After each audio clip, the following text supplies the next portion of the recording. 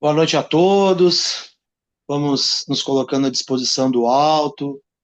Vamos entrando nas nossas aulas com um pensamento de gratidão, também agradecendo todos os nossos amigos espirituais, os nossos anjos da guarda, todos os nossos mentores que nos acompanham há bastante tempo nas aulas e que possam nos, né, são os nossos maiores facilitadores e também incentivadores para que a gente continue nessa caminhada e que possamos cada vez mais entender que o conhecimento é o que nos liberta e que a espiritualidade trabalha e vai trabalhar, vai continuar trabalhando incessantemente por nós. Então, que possamos cada vez mais nos doar, né, e agradecer toda esse benefício, né, essa bondade que o alto tem com a gente. Muito obrigado mais uma vez. Pai nosso que estais no céu, santificado seja o vosso nome, venha a nós o vosso reino, seja feita a vossa vontade, assim na terra como no céu.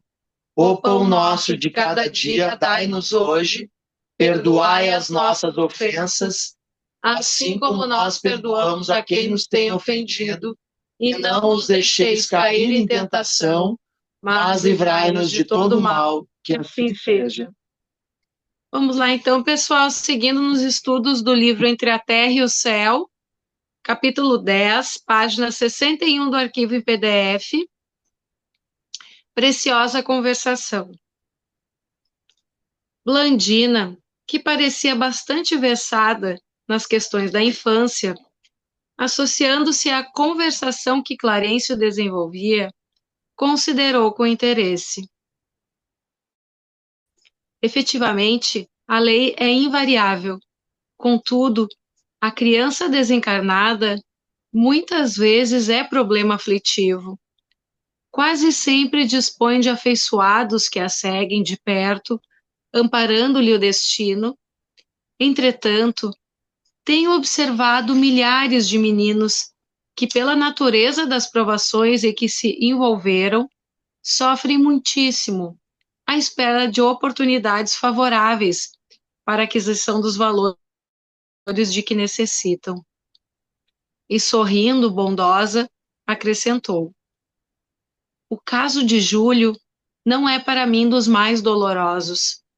Tenho visitado departamentos de reajuste em que se demoram irmãos nossos arrancados à carne violentamente, como frutos verdes da árvore em que se desenvolvem, processos de mente enfermiça que só abençoadas estações regenerativas na carne conseguem curar. Poderíamos receber de sua experiência alguns exemplos objetivos? Indagou Hilário curioso. Ah, são muitos, ponderou a nossa interlocutora gentil. Temos para demonstração mais prática os absurdos da megalomania intelectual. Há pessoas na Terra que não se acautelam contra os desvarios da inteligência e fazem da astúcia e da vaidade o clima em que respiram. Insistem na inércia do coração, abominam o sentimento elevado que interpretam por pieguismo e transformam a cabeça num laboratório de perversão dos valores da vida. Não cuidam senão dos próprios interesses, não amam senão a si mesmos. Não percebem, contudo, que se ressecam interiormente e nem imaginam os resultados cruéis da cerebração para o mal. Frequentemente, na luta mundana, avultam na condição de dominadores poderosos, com vastíssimo potencial de influência sobre amigos e adversários, conhecidos e desconhecidos. Mas esse êxito é ilusório. Caem sob o guante da morte com grande alívio dos contemporâneos e passam a receber-lhe as vibrações de repulsa. Semelhantes criaturas naturalmente são vítimas de si mesmas e sofrem os mais complicados desequilíbrios mentais. Depois de períodos mais ou menos longos de purgação, após a transição da morte, voltam à carne necessitados de silêncio e solidão, para se desvencilharem dos envoltórios inferiores em que se enredaram, assim como a semente precisa de isolamento na cova escura para desintegrar os elementos pesados que a constringem para novo desabrochar. A moça esboçou inteligente sorriso e continuou. Imaginemos que a terra se recusasse a auxiliar as sementes que esperam reviver. O solo expulsá-las-ia, e em vez dos germes libertados para a vitória da plantação, teríamos tão somente pevides secas, em aflitiva inquietude, desorientando a lavoura. Em verdade, a maioria das mães é constituída por sublime falange de almas nas mais belas experiências de amor e sacrifício, carinho e renúncia, dispostas a sofrer e a morrer pelo bem-estar dos rebentos que a providência divina lhes confiou às mãos ternas e devotadas. Contudo, há mulheres cujo coração ainda se encontra em plena sombra, mais fêmeas do que mães, jazem obcecadas pela ideia do prazer e da posse, e despreocupando-se dos filhinhos, lhes favorecem a morte. O infanticídio inconsciente e indireto é largamente praticado no mundo. E como o débito reclama resgate, as delongas na solução dos compromissos assumidos acarretam enormes padecimentos nas criaturas que se submetem aos choques biológicos da reencarnação e veem prejudicadas as suas esperanças de quitação com a lei.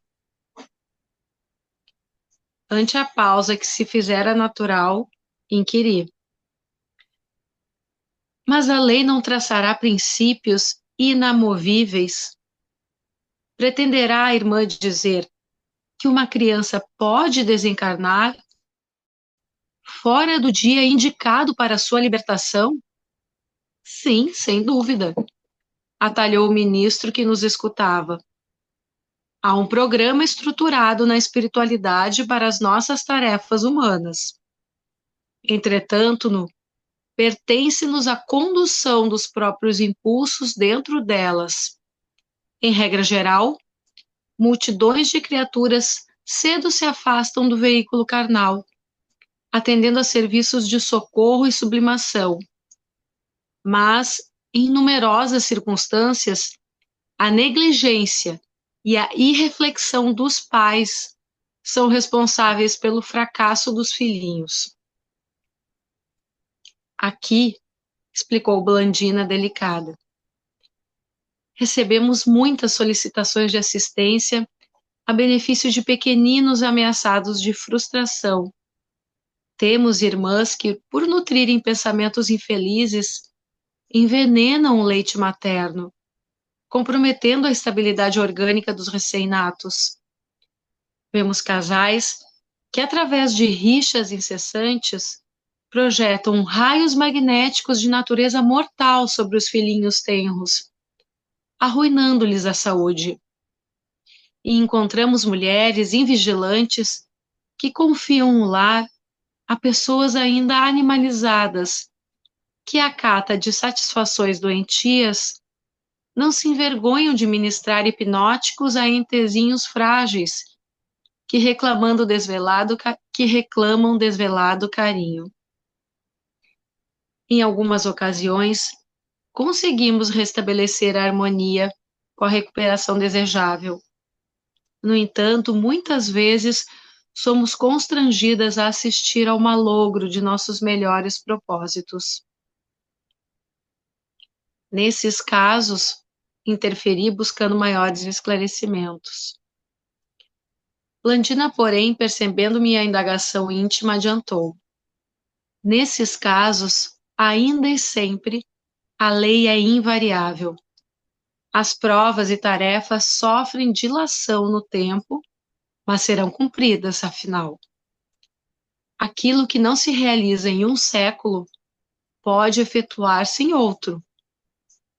Nossa boa vontade, nossa aplicação aos desígnios divinos podem abreviar qualquer espécie de serviço. Quem persiste na direção do bem, mais cedo atinge a vitória. E com um formoso sorriso que lhe bailava no semblante juvenil, acrescentou: não vale fugir às responsabilidades, porque o tempo é inflexível e porque o trabalho que nos compete não será transferido a ninguém. Hilário, que acompanhava a conversação com extremo interesse, considerou: antigamente na Terra, conforme a teologia clássica, supunhamos que os inocentes, depois da morte, permaneciam recolhidos ao descanso do limbo, sem a glória do céu e sem o tormento do inferno. E nos últimos tempos, com as novas concepções do espiritualismo, acreditávamos que o menino desencarnado retomasse de imediato a sua personalidade de adulto. Em muitas situações, é o que acontece, esclareceu Blandina afetuosa. Quando o espírito já alcançou elevada classe evolutiva, assumindo o comando mental de si mesmo, adquire o poder de facilmente desprender-se das imposições da forma, superando as dificuldades da desencarnação prematura. Conhecemos grandes almas que renasceram na Terra por brevíssimo prazo, simplesmente com o objetivo de acordar corações queridos para a aquisição de valores morais, recobrando, logo após o serviço levado a efeito, a respectiva apresentação que lhes era costumeira. Contudo, para a grande maioria das crianças que desencarnam, o caminho não é o mesmo. Almas ainda encarceradas no automatismo inconsciente acham-se relativamente longe do autogoverno. Jazem conduzidas pela natureza à maneira das criancinhas no colo maternal. Não sabem desatar os laços que as aprisionam aos rígidos princípios que orientam o mundo das formas, e por isso exigem tempo para se renovarem no justo desenvolvimento. É por esse motivo que não podemos prescindir dos períodos de recuperação para quem se afasta do veículo físico na fase infantil, de vez que depois do conflito biológico da reencarnação ou da desencarnação, para quantos se acham nos primeiros degraus da conquista de poder mental, o tempo deve funcionar como elemento indispensável de restauração. E a variação desse tempo dependerá da aplicação pessoal do aprendiz à aquisição de luz interior, através do próprio aperfeiçoamento moral.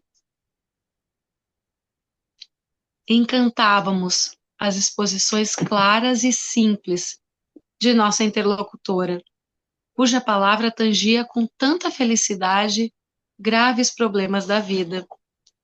Em suas fórmulas verbais singelas e acessíveis, penetrávamos inquietantes enigmas da puericultura. Blandina sabia associar a compreensão e a graça, instruindo-nos com discernimento. Comovido diante das anotações que lhe definiam a valiosa posição cultural, ponderei. Usando semelhantes apontamentos, podemos entender com mais segurança os processos dolorosos das enfermidades congênitas e das moléstias insidiosas que assaltam a meninice no mundo. Sempre fui possuído de aflitível assombro à frente do mongolismo e da epilepsia, da encefalite letárgica e da meningite, da lepra e do câncer, na tenra organização infantil. E que dizer dos desastres irremediáveis? Considerou Hilário com emoção. Dos desastres que arrebatam adoráveis flores do lar, deixando inconsoláveis pais e mães.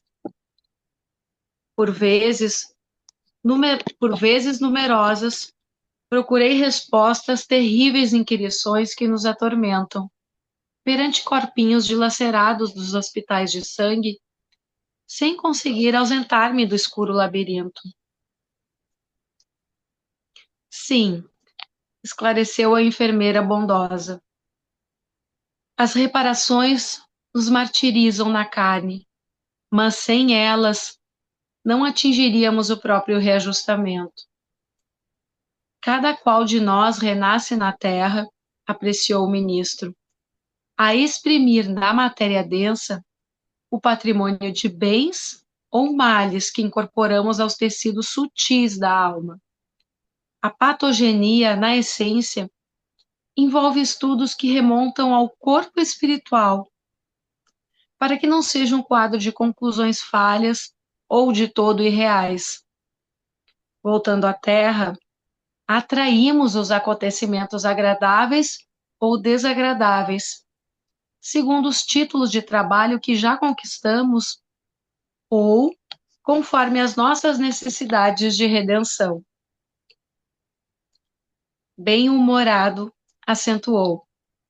A carne, de certo modo, em muitas circunstâncias, não é apenas um vaso divino para o crescimento de nossas potencialidades, mas também uma espécie de carvão milagroso, absorvendo-nos os tóxicos e resíduos de sombra que trazemos no corpo substancial.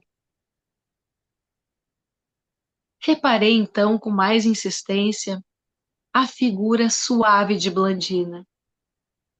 Por que se dedicar a ela assim, a trabalhos tão complexos? Não seria mais justo ouvir aquela conversação dos lábios da simpática Mariana, que ali se achava junto de nós, em sua posição de matrona respeitável? Externei os meus pensamentos, perguntando com discrição à jovem o porquê da grave tarefa de que se incumbia. Blandina apagou a luz do sorriso que lhe adornava o semblante, como flor aberta que se fechasse de súbito. Pesado silêncio parou no recinto. Mas, generosa e simples, adoçou a expressão fisionômica e falou, quase conselheiral. Fui casada em minha última existência, e somente há 3 anos terrestres me vejo de novo na vida espiritual.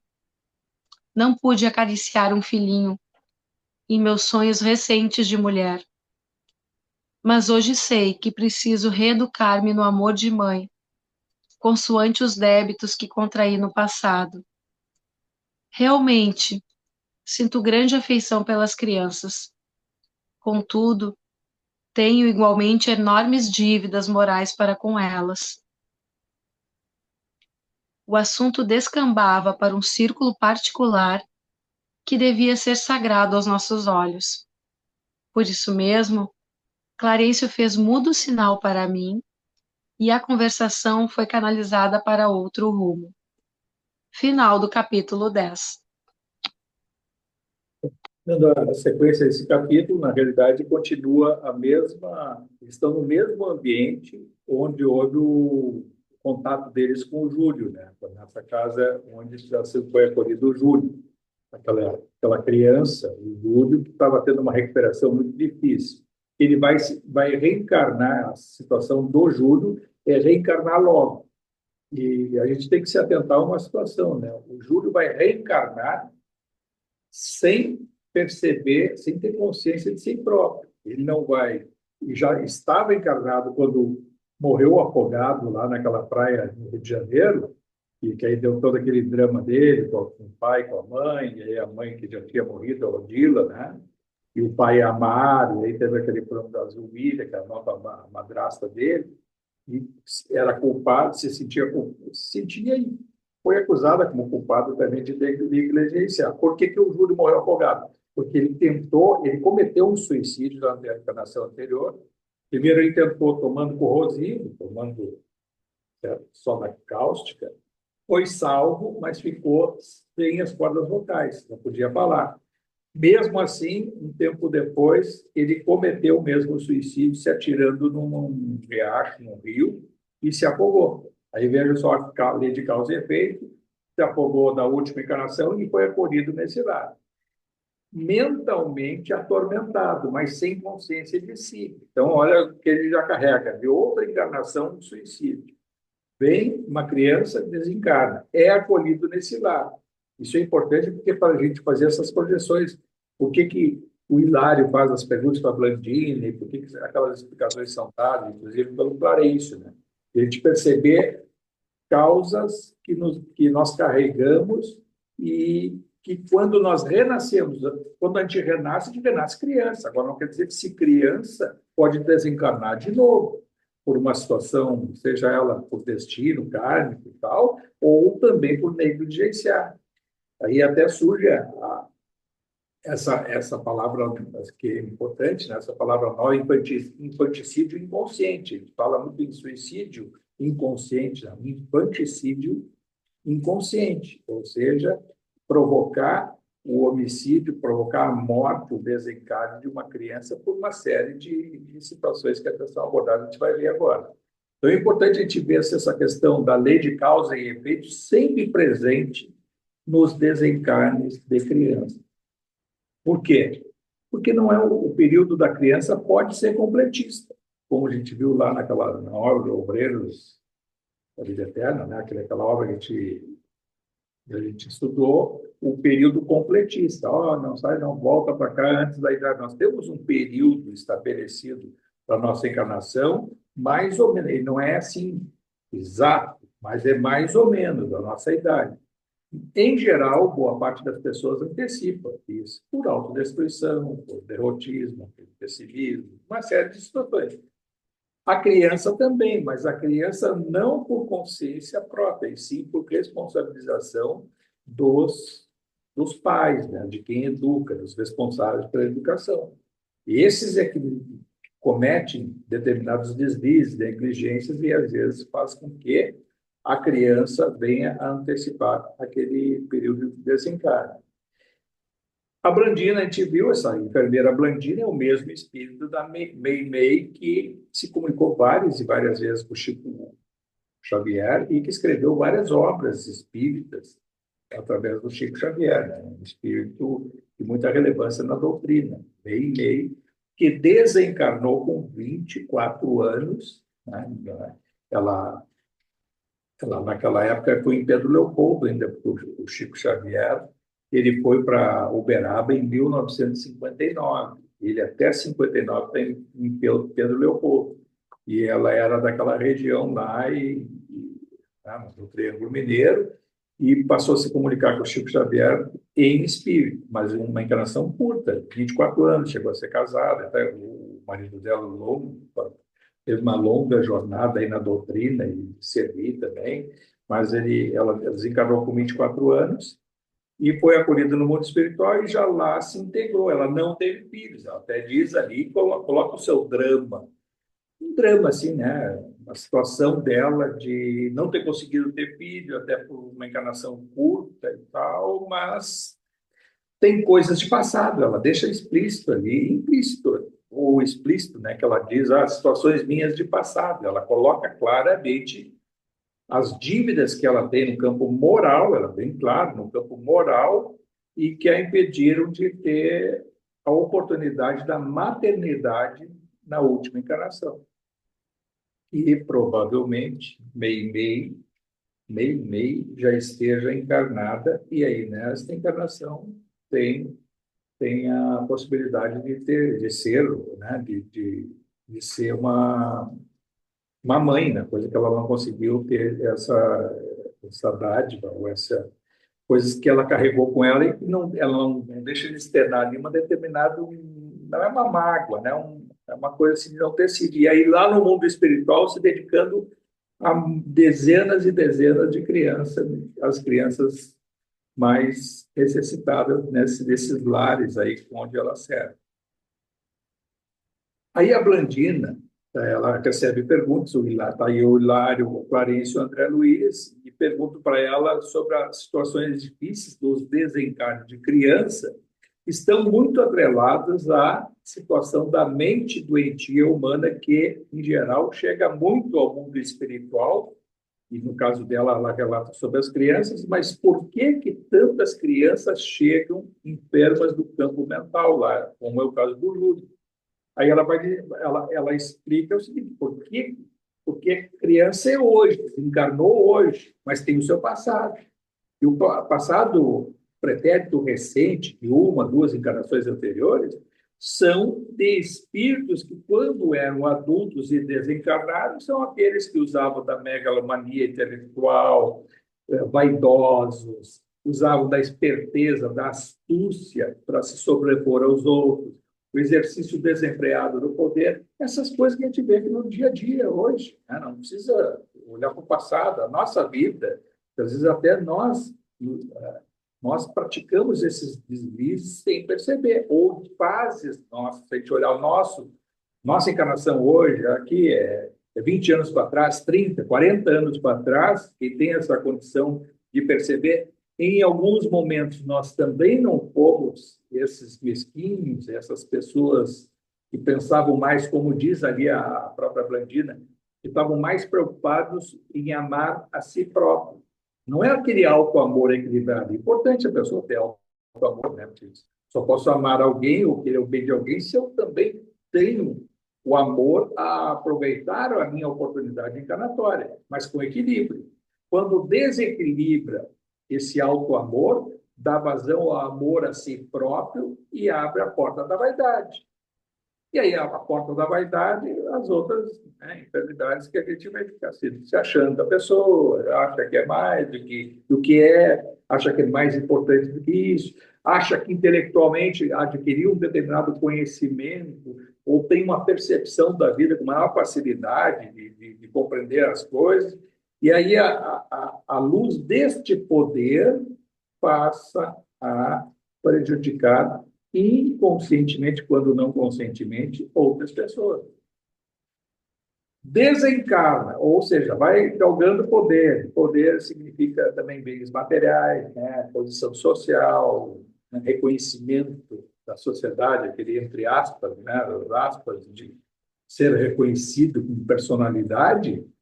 Chega no mundo espiritual, desencarna um dia, adulto, vai lá, desencarna, não importa quando, e chega no mundo espiritual e vê que a posição social pouco importa, que os bens materiais não trouxe nada embaixo do braço, não veio nada junto na mala, não veio nada, nenhuma benesse que tinha isso, tinha aquilo, tem o direito a ter isso. Não.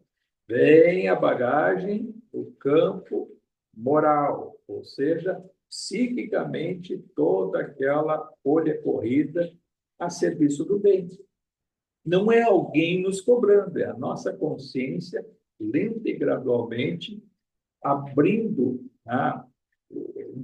Aí tem assim, a facilidade, quem mais vai ter a capacidade intelectual depois de compreender, mas desde que não sufoque através da capacidade intelectual, como acontece muito com espíritos que estão lá do outro lado, e aproveitam desse poder para se sobrepor aos outros, achando que no convencimento, o falar mais, o demonstrar mais. Quantos espíritos chegam do outro lado, até falar bonito, né, e acham que vai ser reconhecido, e aí tem aquela coisa que só os espíritos já mais elevados, aqueles que já passaram para aquele estado de autoconsciência, de despertar, conseguem ver o campo mental daquele que está se achando. E lá do outro lado, a gente vai levar ou aquela luz que vai ser visível aos outros também mais elevados, ou as nossas chagas que vão ter as nossas marcas no nosso campo psíquico, que são realmente até com marcas, chagas, né, que a gente vê no campo mental,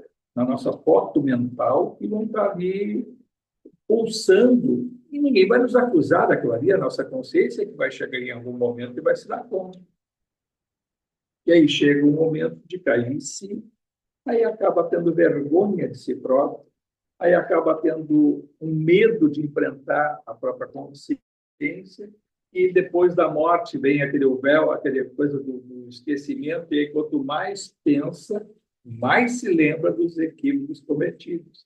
E os equívocos cometidos, muitas vezes a mente enferma, ela se autoacusa por coisas que nós sabemos que fizemos para alguém, mas esse alguém, esse outro espírito, seja ele encarnado ou desencarnado, não necessariamente esteja nos cobrando, e sim, cada vez mais, a nossa consciência se culpando. E é isso que a gente viu, não só nesses casos aí, mas outros aí para trás, até nessa obra, e outras situações, que a gente vê a consciência, a chamada autoobsessão, né? A consciência cobrando erros cometidos. E aí, quanto mais essa consciência se abre, os erros cometidos não significam necessariamente só da última encarnação, e sim de coisas que estão guardadas psiquicamente de outras experiências. E é o que vai acontecer com esse Júnior no momento, né? Porque ele vai reencarnar, dormindo dessa encarnação curta de 8 anos, e também já encarnou na última que se afogou, se afogou lá na praia, mas também dormindo daquele suicídio. Veja só que situação, né? E aí veja que a Blandina chega a dizer: a lei se cumpre sempre, seja num século ou no outro. Tanto faz. Se agora 100 anos, agora 100 para frente, ou 200 anos para frente, a lei vai se encontrar, ou seja, a nossa consciência vai se encontrar com o acervo nosso de consciência. Nós, cada individualidade é que tem a necessidade de reparar. Não é alguém nos cobrando essa reparação. Pode até acontecer, né? Acontece aí, esses tribunaizinhos, nós vimos lá no Libertação, vão te cobrar, aquela loba lá, licantropia, tu é isso, tu é aquilo. Pode acontecer de espíritos nos relembrarem, como nos relembram, às vezes a gente está encarnado aqui e não percebe, mas por vezes há espíritos que vêm nos cobrar coisas de passado. Tem espírito que sabe coisas nossas de 700 anos atrás, 300 anos, seja o que for, e às vezes é um obsessor não, é um espírito infeliz aí, que esteja aí, que tem essa, por uma razão ou outra, alguém disse para ele, ou ele tem esse conhecimento, ele tem uma convivência esporádica nossa de 500 anos para trás, e sabe alguma coisa nossa. Se aproxima e para se fazer também, para exercer o seu poder, sempre ele nos acusa de alguma coisa e vem no nosso ouvido, vem num momento, claro, que a nossa vibração vai ter que estar baixa, porque não é assim. Está aqui, está vibrando, está servindo, está conectado, né, com o mundo superior, e vem um intruso desse, né? Pode até se aproximar, mas vai receber as emanações superiores e vai se enfraquecer com isso, e talvez vá aderir, como muitos aderem, a um novo comportamento. Mas tem os cobradores de passado, que aproveitam quando a gente está para baixo e vem nos incute mais, né? Está reclamando da vida, aí, seu isso, seu aquilo, exercício, aquilo que eu te conheço bem, e começa a dizer.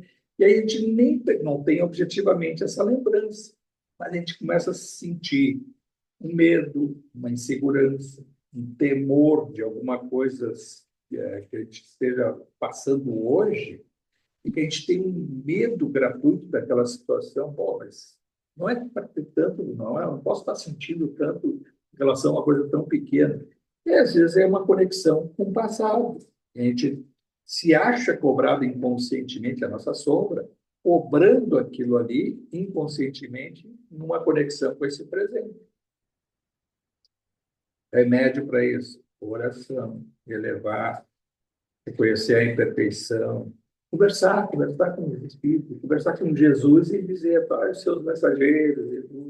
Tem aquela conversa mental, ou até de palavras mesmo externadas, e ter essa conversa, dizer: estou sentindo medo, estou me sentindo inseguro, tenho temor de tal coisa, tenho uma sensação que não é boa, me ajuda, me dê força. Olha isso, esse poder da oração, quando ele é sincero, ele se faz presente na nossa vida, abre caminhos, fortalece, é o que transforma a nossa vida. Pouco a gente usa isso. Às vezes, no desespero, depois de tentar tantas coisas, mas até também perde o hábito dessa conexão com o mundo espiritual, e às vezes até passa a fazer mais adiante, né? Que bom que seja em algum momento, mas a gente pouco usa isso na frequência. Mas hoje eu não tenho que pedir, mas tenho que agradecer. Agradecer que a coisa está fluindo. Agradecer que deu, mas daí virou um ano, nós estamos aí, já estamos em fevereiro. E que bom que as coisas têm alguns percalços, têm alguns problemas, mas que bom que está dando para levar dia a dia, cada dia um dia. Ah, vamos pegar todos os problemas desse ano que podem acontecer e me atormentar com eles. Não, vamos ver cada dia, cada semana. Vamos tocando para frente. Vamos. Vai dar para levar assim? Ah, se continuar assim, dá para levar o próximo dia. Que bom, que bom. Eu já vou me atormentar porque vai faltar tal coisa, ou vai ter um obstáculo que vai aparecer lá adiante. Aí está sempre procurando uma coisa e não consegue viver o próprio dia. E aí, a cada dia, cada oportunidade que a coisa está fluindo, a gente perde a oportunidade de estar vivendo feliz, ou seja, ter a felicidade da eternidade, a felicidade da vida, que a vida é eterna, a felicidade está vivendo um hoje. Então, hoje não estou sentindo dor, hoje eu não tenho problema sério de saúde, hoje tive o que comer, tenho que, aquelas coisas, tenho onde dormir, tenho com quem conviver, tenho com quem conversar, tenho com quem fazer alguma coisa que dá para tocar o dia a dia. Isso é a gratidão. A gratidão tem que ser a resposta na oração. Essa conexão entre gratidão e o pedir, pedir e obter, mas também o não tenho o que pedir muito, mas tem muito o que agradecer. Porque é muito foi dado, a quem muito foi dado, muito será cobrado. A consciência que cobra essa gratidão não é Deus, não é Jesus, não são os espíritos bons, elevados, que nos cobram, a nossa consciência.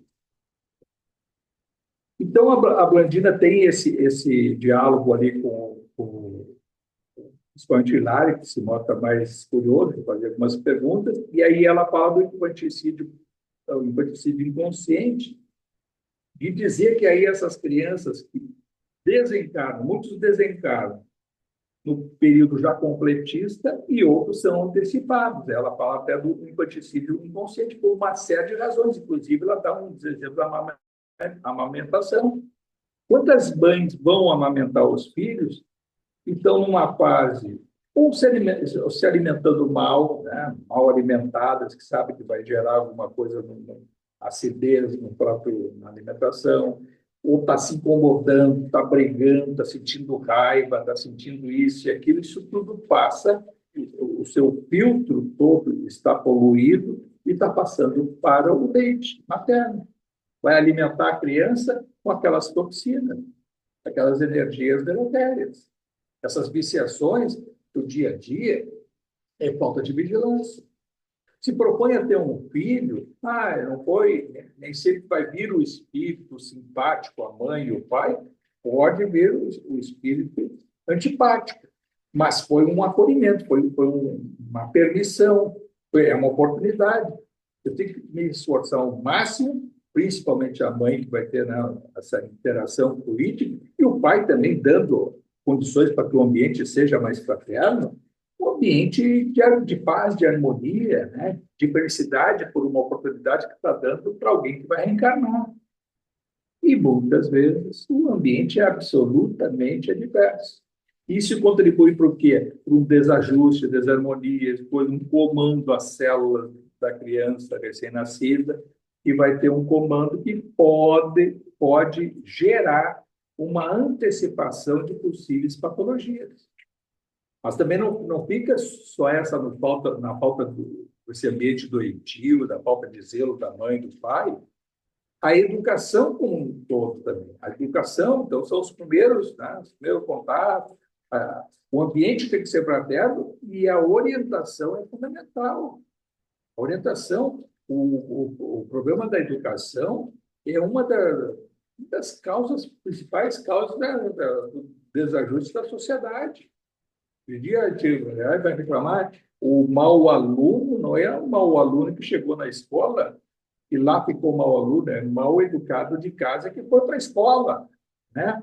O comportamento antissocial, ele começou em casa e foi para a rua. Mas há tendências, tem tendências, somos o espírito, a gente viu ali, a criança, o Júlio reencarnou, o ex-suicídio e tudo, teve a encarnação, até 8 anos, se apagou, lei de causa e efeito, tem aquele histórico pregresso, mas o acolhimento, o amor e tudo, parece até ter recebido esse amor, né? Principalmente lá do pai, mas a mãe Odila, essa desencarna antes, e teve a Blandina com aquelas cenas de ciúmes dela em relação a ele por causa do novo marido, do Amaro, consequência, lei de causa e efeito, mas foi acolhido naquele lado.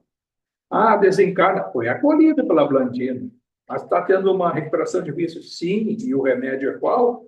Continuar dormindo e acordar num berço. Então vai ter um novo pai, uma nova mãe, e uma família que vai acolhê-lo para que, né, a futura encarnação possa ter uma condição de dar um passo adiante, ou seja, ter uma encarnação mais esticada, de maior tempo, e que ali já se defronte com o seu inconsciente comece a aflorar naquela encarnação para se defrontar com aquelas causas, a causa autodestrutiva, aquelas situações que levaram àquela incompreensão dele para tentar aquele primeiro suicídio, tomando aquele corrosivo, e depois ficando sem falar, e aí comete novamente a tentativa de suicídio, e aí consegue liquidar a encarnação, se afogando.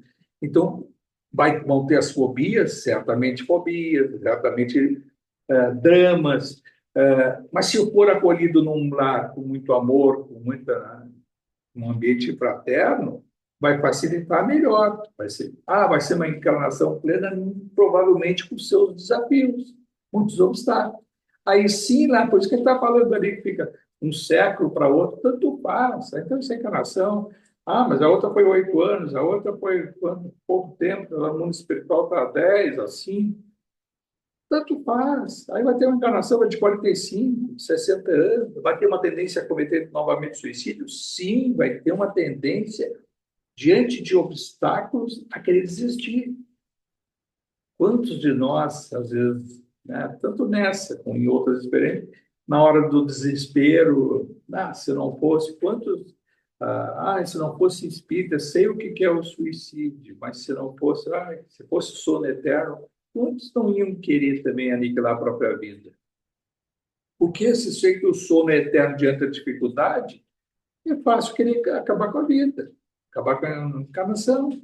Mas o espírita já sabe que para onde que vai se defrontar, vai simplesmente adiar em um processo de 200, 300 anos e vai ter que retomar lá adiante. E o que é pior, nem sempre com as mesmas pessoas envolvidas, ao qual nós temos que reparar situações, porque essas pessoas seguem o seu curso. Vamos reencarnar aonde? Se autodestruir. Então, o drama do espírita cristão passa a ser, tem essa não é vantagem, essa benéfica de percepção do que é a vida, a eternidade, não tem como se aniquilar a própria encarnação, não tem como ou acabar com a vida do espírito, o espírito não acaba com a vida, ele só degrada o seu envoltório, né? Vai ser corpo espiritual no mundo espiritual, vai ser o corpo físico nas faixas vibratórias onde for atraído, ou na encarnação, como nós estamos aqui hoje. Então não tem como fugir dessas situações. Agora, e outros? Quantos e quantas vezes nós, no passado, não nos autodestruímos? Provavelmente, todos nós já cometemos suicídio. Pode ter sido o direto e mais de uma vez, e certamente o suicídio inconsciente, diversas vezes. Boa parte das experiências encarnatórias. E nessa encarnação, em algumas situações, a gente se autodestrói. A gente concorre, deixa, porque é difícil fazer esse filtro total. A gente fala tanto assim, encarnação longeva, né? Em terceira idade, quarta idade, que vai ficar lá com 90. Né? Mas nós temos o inconsciente nosso, e a parte, né? Alguns com receio da morte, e aí querem tocar até o último momento. Mas se fosse para escolher, talvez escolheríamos que fosse mais breve a encarnação, mas sem passar por determinados desafios. Mas se isso é uma causa, tem uma causa, né, que é para se defrontar, para trabalhar outros valores, valor da humildade, aquele valor, né, de se submeter à ajuda dos outros, né, de ter a humildade de pedir o acolhimento, que, né, enfrentar o orgulho e tal, às vezes está reservada para nós uma situação que vai fugir do nosso controle. Com consciência, ou inconsciência de si próprio. E aí são também as razões por que as, né, essas doenças degenerativas do campo mental, Alzheimer e outros, que foge ao nosso controle, estamos encarnados sem a consciência plena de si próprios no ocaso da encarnação, lá na parte final da encarnação, nos últimos anos da encarnação. Isso tudo a gente tem que colocar na baliza, porque o que trata esse capítulo é sobre a questão do encarne e desencarne das crianças. E aí são várias as perguntas. A causa, e aí a maioria das crianças que desencarnam não tem consciência de si próprio, mas há algumas que desencarnam que são uma prova não expiatória, talvez expiatória pode ser esse nome, a prova para os pais e não propriamente para o próprio espírito criança que desencarna. Há casos em que o desencarne da criança, ao chegar no mundo espiritual, passa pouco tempo, retomam a personalidade de um espírito adulto, da outra encarnação, ou antes de se submeter àquele processo de miniaturização do próprio corpo espiritual. Retomam logo aquela forma. Vimos isso aí lá no Missionários da Luz, né? O Segismundo e outros casos. Então, ele retoma aquela personalidade, minoria, poucos casos. E a prova, mas por que então teve esse sentido de uma encarnação tão na pequena idade, ali na primeira infância, o pai e a mãe perderem aquele filho, terem um filho, a morte do filho? Prova para os pais e a família como um todo, que à luz daquela oportunidade e acontece em muitos casos, despertam a consciência para outros valores da vida. Quantos pais que perdem um filho, né, na pequena idade e tal, não significa que esse filho vai reencarnar ou que volta, e mudam os valores da vida, mudam, passam a ser outros, né? Quantos foram lá no Chico Xavier buscar uma mensagem confortadora, receberam a mensagem talvez do filho, e às vezes não do filho, mas de um avô, de um tio, né, de alguém que esteja lá do outro lado, dando notícias daquele filho, dizendo, olha, ele está aqui, chegou e já se integrou a novas tarefas ao qual ele tinha simplesmente deixado um tempo enquanto esteve aí com vocês, espíritos, e essa minoria que fala Blandina. Isso tem várias mensagens que constam em livros, um desses livros do Chico Xavier, mais de um, né? De mensagens de espíritos que lá no mundo espiritual já retomaram essas tarefas e nem se comunicaram ali, porque já estão numa outra engrenagem, alguns até se comunicaram, mas que estão noutra. Fiquem em paz, vocês isso, e mandam ainda. E aí esses pais, às vezes, com aquela mensagem, passam a mudar de vida, fortalece a fé. É claro que há conexões aí, dobrar, dormindo, reencontros, fortalece a fé, desperto, assim, é um gatilho para uma mudança de atitude no campo mental.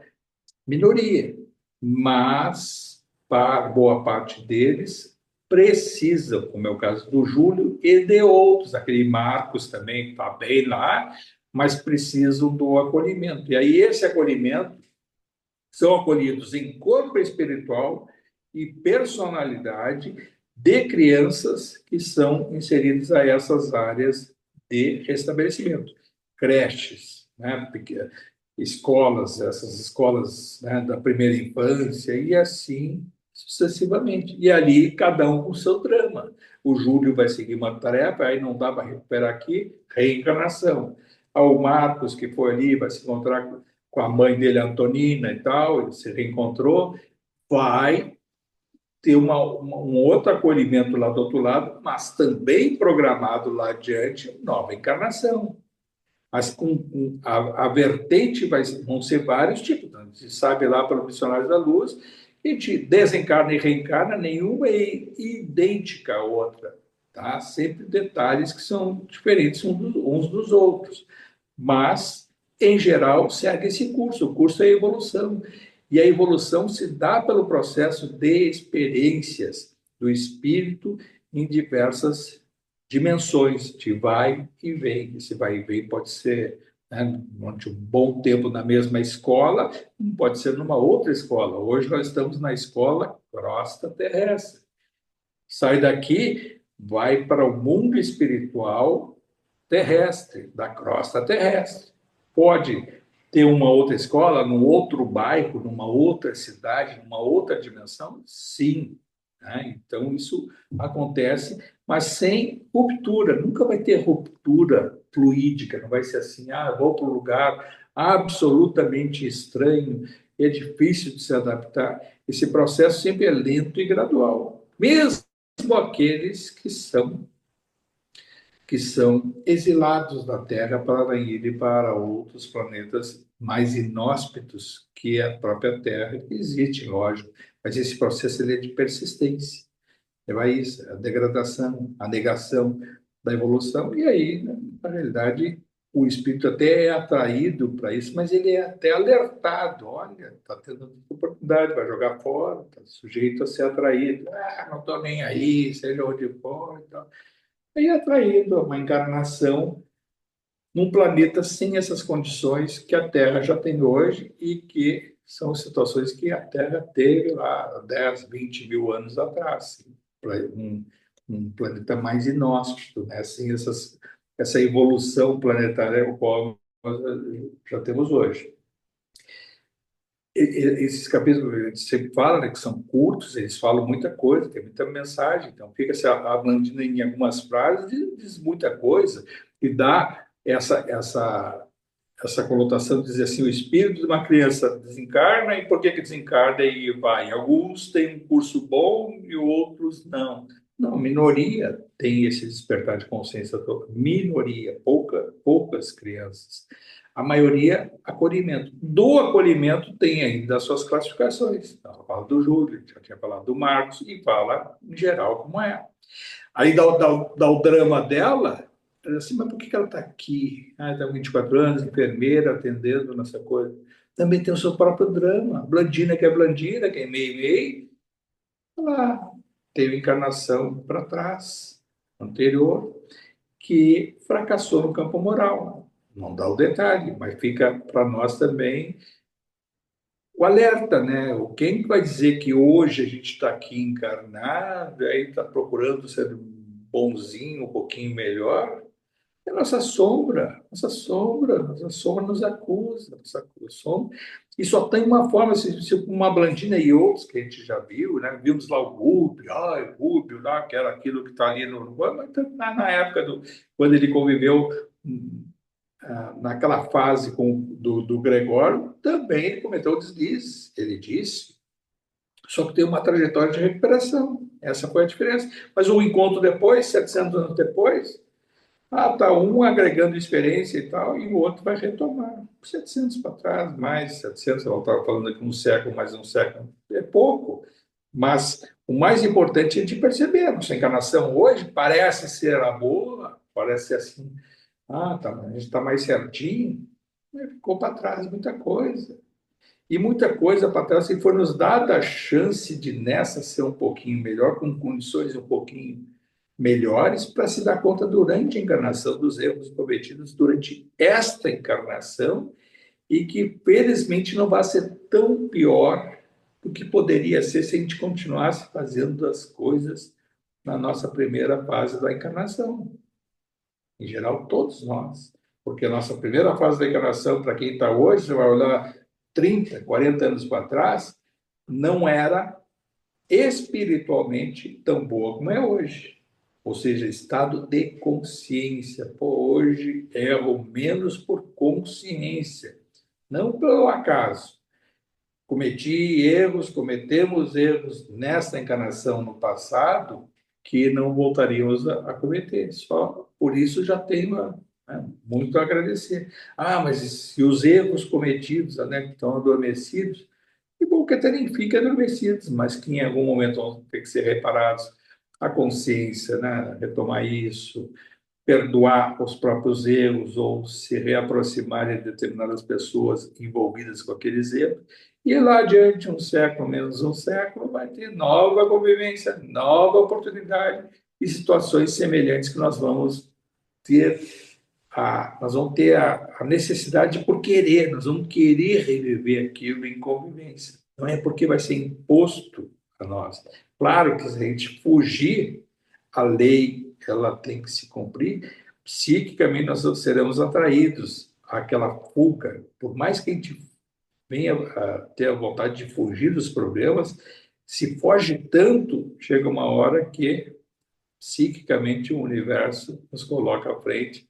Aí é mais coercitivo. É a lei do livre-arbítrio. Se eu quero ou não quero, quando quer, a coisa é facilitada. Quando eu quero e tenho a consciência de enfrentar determinadas situações, facilita. Não quero, não quero ver. Tudo bem, livre-arbítrio, toca para frente. Mas vai chegar um momento em que a lei psiquicamente vai nos atrair àquela situação. São situações, às vezes, de ruptura, de situações assim. A causa de que é abordada ali, eu trabalhei muitos anos na área de saúde, foi no Conceição, principalmente, lá mais de 30 anos, 30 e tantos anos, 37 anos, na área administrativa. Então, eu fui até diretor, a maior parte foi no FEMA, que tinha os recém-nascidos e a área de oncologia de mulheres, né, mulheres adultas. E lá no Criança Conceição, que era só de criança, não era recém-nascido, era de crianças de um ano para frente, um ano, até os 12 anos, 13 anos, crianças. E tem dentro do Hospital da Criança a unidade de oncologia. Fiz algumas visitas lá, até porque por trabalho, de todas as áreas do grupo, a situação mais, assim, que dá mais um sentimento sente muito, né, mal e ao mesmo tempo tocado, né, patético o negócio de ver crianças sofrendo com câncer, com quimioterapia, com, né, fraqueza, com sonda, com isso, com aquilo, magérrimos, né, e com muita dor, muitos com dor, e aquela dificuldade, às vezes, um sorriso. E aí tem aquela parte do acolhimento, então, aquelas datas, aí vão lá as pessoas. Tem muita gente que ajuda, né, e se dedica muito a isso, é uma coisa até muito bonita. Mas a pergunta que vem para quem assim não tem essa concepção é assim, o que fez essa criança para estar passando por aquela vida? Como é que tanta dor? Que isso? É que é uma pergunta que muitas pessoas que não têm fé religiosa e nada, às vezes até perguntam que onde é que está Deus que deixa aqui, que essa criancinha, que esse anjinho que fez, que aqui.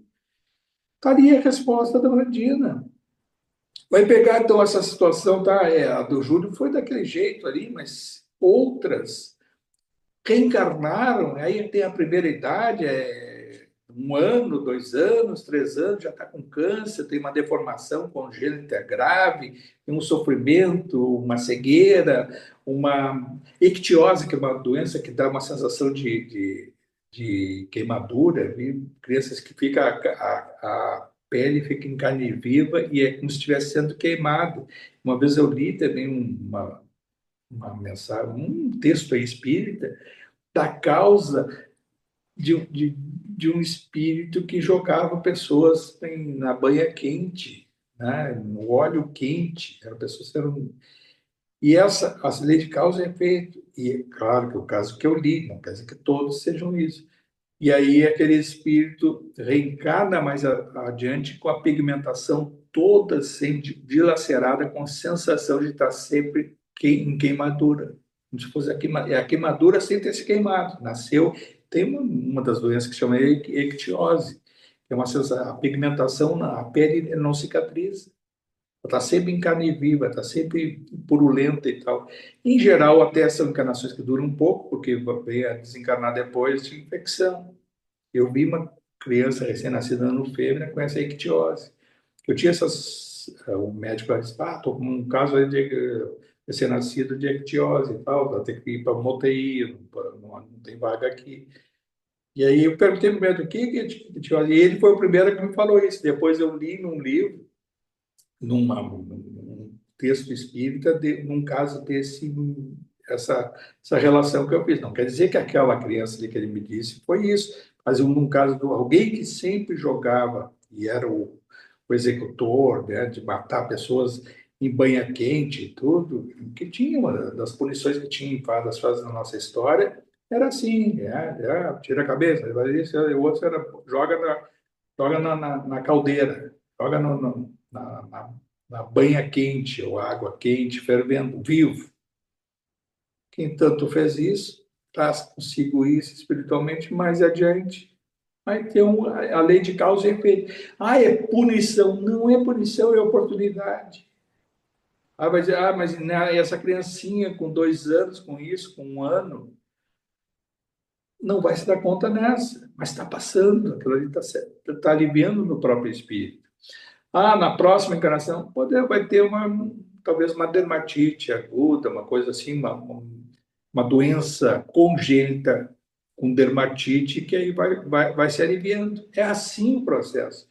E isso esclarece. Então, o Hilário faz a pergunta sobre a causa de várias crianças nascerem com enfermidades congênitas e a Blandina dá essa explicação clara, que eu estou dando esses detalhes porque eu estou conectando com coisas que eu até vivenciei e que já li. Isso nos dá também uma sensação assim, pô, mas a doutrina, olha, eu digo assim, estudei catolicismo, estudei a Bíblia, banda e tudo, não tem o que nos dê mais ferramenta do que essa doutrina. Mas não a doutrina só no campo teórico, de trazer isso para a prática, trazer para si, para vivenciar. Eu vi a Marlise dizendo que a tia Ziza disse lá, vamos estudar o Kardec, o Pentateuco e tal. Claro, fundamental. Mas só o Kardec, na parte teórica, sem trazer para essas coisas que o mundo espiritual nos deu, com essas obras do Chico Xavier, por mais que a gente possa dizer, é difícil, André Luiz, o Emmanuel e tudo, não é tão difícil, vai indo devagarinho, está aqui. Não é tão difícil. E conectar isso com outras coisas. Imagina a gente estar trabalhando numa corrente mediúnica e aparecem casos assim, aí daqui a pouquinho vai lá, a mãe perdi a criança, a filha o filho com câncer. Não vai dizer para ela, olha, o seu filho, isso, aquilo, mas poder compreender melhor. Compreendendo melhor, intuitivamente, a mensagem que a gente possa passar para essa mãe, ou para essa familiar, ou a pessoa envolvida, ela já vai passar por esse filtro dessa compreensão. Não daquela de dizer, como alguns espíritos, isso aí é assim mesmo, é a tua cruz, tem que entender, tem que ver o que o seu filho já foi. Não, é de compreender o caso e dizer assim, não, mas tudo passa, tudo se depura, tudo, olha, vai se aliviar, sabe isso e tal, a conexão. Aí, essa orientação pode fazer com que, no desdobramento mediúnico, e já melhor ainda, porque a pessoa se põe num centro espírita, acredita em alguma coisa. No desdobramento, no sono, de compreender melhor. Olha, tu acolhesse essa criança, esse espírito, nessa situação difícil, mas é acolhedor para ti, te comporta. Então, a ligação com o passado, lá no mundo espiritual, no desdobramento, essa conversa pode ter. O espírito vai ter com essa mãe desdobrada, dormindo em sonho, conversando com os amigos espirituais. Graças ao quê? Aquela situação que a corrente mediúnica melhor acolheu, com uma compreensão melhor, e não com uma mensagem, às vezes, equivocada. Pode falar, o Kiko? Francisco, é bem isso aí mesmo. A questão do Pentateuco agora, assim, nessa fase que parece que a gente está, né, depois de ter lido esses livros nesses últimos anos aí, ela é importantíssima, sempre, sempre. Mas ela é codificada para que a gente possa entender o cerne da base, né, do espiritismo, do espiritualismo, enfim, de todas as coisas que acontecem. Mas os livros que a gente lê, bem como tu falou, né, ele facilita o meu entendimento na roda mediúnica para que eu possa, né, aqueles atendimentos mais pesados, onde tem mais espíritos inconformados e raivosos e não sei o quê, para que eu mesmo não arme, né, uma armadilha para mim, né, para que eu possa ter mais compaixão, né, nessas questões de atendimento com as pessoas, para que eu não quebre também, né, porque muitas vezes a gente vê a roda mediúnica, aonde eu com um pensamento, muitas vezes, quebro a corrente por falta de conhecimento, entendeu? Não do geral, mas a falta de conhecimento aqui, né, do Kiko, assim, da minha pessoa, né, das minhas fragilidades, né?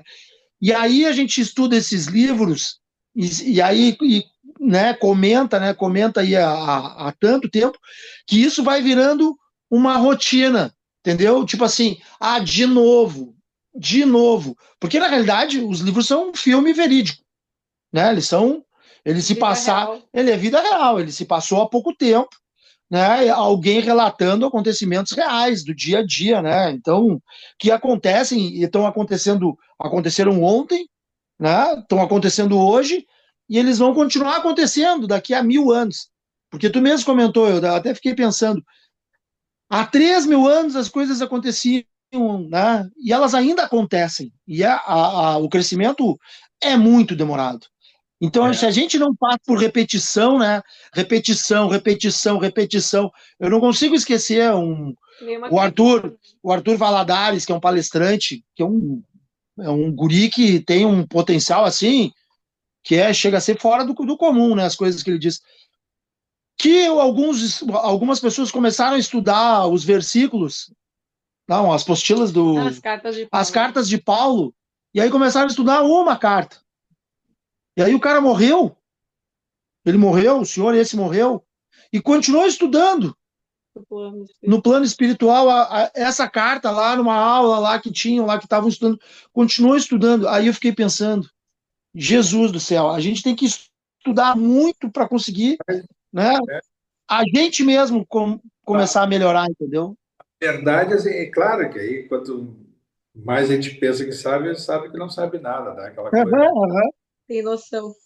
Agora, ao mesmo tempo, são duas a situação essa assim, pouco de sabemos, e aí lá no mundo espiritual o cara continuou, e mesmo que nós que achamos que a gente está sabendo um pouquinho mais, um pouquinho, coisa minúscula perto disso, mas não é para tirar o estímulo, mas ao mesmo tempo, a gente fala de séculos, quando o espírito, seja onde ele estiver, encarnado ou desencarnado, ele passa a ter consciência, e alguns até dizem, quando passamos a conhecer Jesus, ou seja, ter o Evangelho na consciência. Evangelho, isso é bom e tem a oportunidade de cada minuto ser uma pessoa melhor, ser um espírito melhor, uma individualidade melhor. Quando isso é absorvido por inteiro pela personalidade, pelo espírito, o passo é gigantesco. Nós não chegamos a esse ponto, mas é esse o caminho desses espíritos e quando passam a conviver no seu dia a dia, mesmo da diversidade, tudo, passa a não ter aquele auto-amor, como diz ali aquele amor por si próprio, se amar, simplesmente se amar, porque a tendência nossa é de se amar e do lado, e inclui aí até os afetos, às vezes, pessoas que cuidam de si e fala, e aí fica pegando os chavões, o livre-arbítrio, também eu acho importantíssimo o livre-arbítrio, mas tem que dar um pouquinho de mais de vontade para que o outro saia daquela ali e avance, fazer o possível, né? O amor mesmo verdadeiro é aquele, pô, se está tão bem, vou fazer o possível que tiver ao meu alcance para que aquela pessoa também avance, para que ela se dê conta do livre-arbítrio, lógico que vai engrenar e vai seguir o seu caminho. Mas o que nos afasta disso é excesso de auto-amor, excesso de querer só o seu bem próprio. E isso nos deixa com um processo evolutivo mais enclausurado, mais assim, mais pesado e que a gente não avança. Agora, quando abre isso, quando a gente passa a perceber mesmo a força cristã, né, de conviver com o cristianismo, né, com os princípios de Jesus, o evangelho em si, isso se passa é gigantesco. Aí passa aí aí vai ser a cada encarnação, é a oportunidade, aí vai estar no mundo espiritual, é aquele que desce, vamos lá embaixo, lá naquela região difícil, é para resgate. Não, estou junto, vamos nessa aí, tô aí, quero servir. São esses mensageiros, são eles que seria lá do abismo, lá do abissal, se não tivesse os auxiliares da luz dando aquela mãozinha, né? Não há quem se liberte lá de baixo sem uma ajuda de cima, porque não sai. Então vão ser aqueles que vão lá com o seu conhecimento, só isso, e a sua boa vontade, o seu amor no coração, Nem pulsando, aqui. querer Não dar. se liberta nem aqui onde a gente está, hein? Não se liberta nem aqui onde a gente está. Exatamente. Então, quantas vezes. E aí a gente usa poucas as ferramentas que estão ao nosso alcance, né? A gente se acha enclausurado nessas áreas, a área da nossa psique, de problema sério e tal, e não usa a oração. Então, mas então, então agora eu vou orar. Não, orar mesmo, pensar, conversar com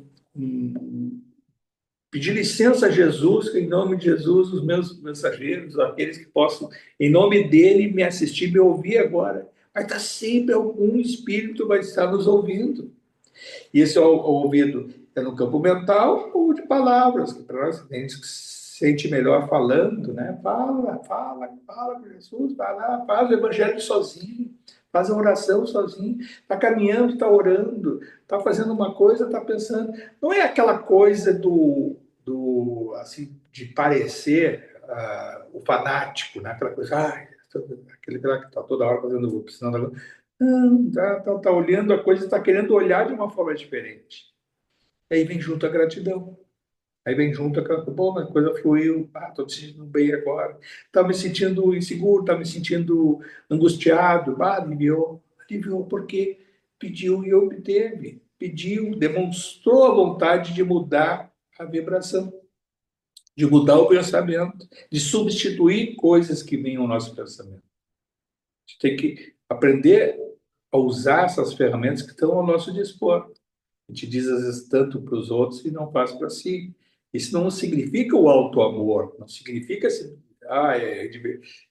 o egoísmo. Não, de usar a ferramenta, porque se eu tiver melhor eu posso, se eu tiver convicção do evangelho, do princípio cristão, eu tenho melhor capacidade de auxiliar os outros. Né? Vai ser um desajustado que vai chegar numa corrente mediúnica e vai querer dar assistência, mas vai ter que ter humildade de chegar na corrente mediúnica. Não estou tão bem hoje, gostaria de estar melhor. Fica aí, vamos receber hoje tudo. Vou para casa. Não, vai para casa, vai com eles junto. Tá? Fica, vai trabalhar, né? Fica na segunda corrente, fica ali, fica auxiliando, tem as fichas lá, vê a portaria, vê não sei o quê, dá uma olhadinha, conversa com um com o outro, mas foi e ficou. Não, fuga. Estou com um probleminha e aí já não vou, já não é comigo hoje, já não vou fazer isso. Leitura, importante, estudo, muito importante, mas tem que ter um pouquinho de persistência. Não vai dar sempre sono na hora de dormir, vai dar sempre outra coisa. Se der a oportunidade, já não faz. Né? Não tem que cuidar dessas coisas. Mesmo lá da casa agora, deu o problema lá dos fios e tudo. Cuidar um pouquinho, daqui a pouquinho, mas já está pronto. O que está faltando? Tem que dar uma mexida. Não podemos fechar essa semana de novo assim. Alguma coisa está errada. Alguém que vai lá, que vai dar o visto, alguém que tem que pedir. Uma coisa que tem que se encadear é que aí um intruso facilmente pode criar mais uma semana fechada. E aí, fechou. Agora, nossa meta agora é fechar tudo. Vamos lá para um outro negócio. Aí começa a dissipar a energia e tudo. Tem que cuidar muito disso. Não significa um alerta para cada um de nós. Né? Isso vale para individualmente a nossa participação nessas atividades, como também coletivamente. Cuidar dessas coisas, muito tempo. Pois é, não deu aí. Depois é isso. Antes era a pandemia, foi a enchente, foi não sei o quê. Cuidar. Dá essas folgas aí, tá? Se faz. Em casa eu vi relatos, né? E aí, claro, incluindo até as federadas, o número de centros espíritas no Brasil reduziu drasticamente desde a pandemia, porque muitas casas fecharam, porque tem aluguel, tem tudo, e aí entregaram os imóveis e tudo, e aí se dissiparam os grupos e boa parte dos médicos ficaram pelo caminho, alguns foram agregados a outros. O número de casas espíritas na pandemia reduziu drasticamente no Brasil. A pandemia foi em 2020, né? 2020, 21. E que coisa a gente parar para pensar. Qualquer obstáculo é um motivo para também já deixa assim. Ah, pois é, tá. Isso aí então, pessoal. Acho que vamos então concluir, já passamos aí do tempo. Nada melhor que a gente também renovar, como renovamos toda semana, a nossa gratidão. Agradecer aos amigos espirituais, agradecer aos mensageiros de Jesus que nos auxiliam, que cada um de nós, os seus amigos espirituais, os chamados de mentores, orientadores, ajudar, guarda o nome que for dado. Há muitos espíritos que, em nome do alto, em nome de Jesus, estão sempre ao nosso dispor. Nós é que não temos, muitas vezes, a habitualidade e a humildade de pedir. E quando pouco a gente tiver a pedir, muito a gente tem a agradecer. Então, nesse sentido, que nesse momento, mais uma vez, nós renovamos a nossa gratidão ao alto, a gratidão a Jesus, a gratidão a Deus, por esses momentos, a cada semana, a cada oportunidade, que possam sempre ser renovados e que a gente possa até incluir, quem sabe lá, a gratidão por o nosso dia a dia de contato com essa doutrina maravilhosa que é o Evangelho de Jesus. Pai nosso que está no céu, santificado seja o vosso nome. Venha a nós o vosso reino. Seja feita a vossa vontade, assim na terra como no céu. O pão nosso de cada dia que nos dai hoje. Perdoai as nossas ofensas, assim como nós perdoamos a quem nos tem ofendido. E não os deixeis cair em tentação, e livrai de todo o mal, Senhor, e que assim seja. E pessoal, Obrigada, Valeu, Francisco. Francisco. Estava ótimo.